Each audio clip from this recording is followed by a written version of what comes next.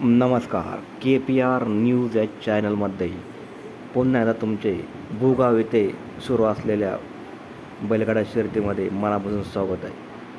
मित्रांनो, आज भूगाव येथे भव्यदिव्य असं पद्मावती केसरी हे मैदान चालू आहे. या मैदानामध्ये सर्वांचा लाडका लोकप्रिय असा बकासूर, त्याचबरोबर बलमा यांनी काही वेळापूर्वी गट पास केला.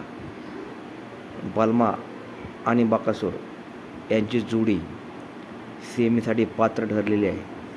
त्याचबरोबर सेमीला बकासूर आणि बलमाची गाडी पास होते का नाही, फायनलसाठी पात्र होते का नाही, याची भीती सध्या बकासूरचे मालक मुळशेठ धुमाळ, त्याचबरोबर बलमाचे मालक यांना लागलेले आहे. कारण की सेमीमध्ये बकासूरला काही मागच्या मैदानामध्ये अडचणी यायला लागल्या आहेत. सेमीमध्येच बकासूर हा हारत आहे, म्हणजे फायनलला बकासूर हा पात्र होत नाही.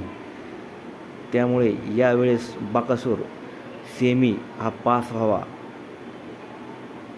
हीच बकासूरचे मालक मुळशेठ धुमाळ आणि बलमाचे मालक यांची इच्छा आहे. कारण की ही एकच भीती मुळशेठ धुमाळ यांच्या मनात बसली आहे की बकासूर सेमी पास होऊन फायनलला पात्र होतो का नाही. कारण की मागच्या 2 ते 3 मैदानामध्ये बकासूर हा सेमीमध्ये हारलेला आहे. त्यामुळे मुळशेठ धुमाळ यांना ही भीती लागू नये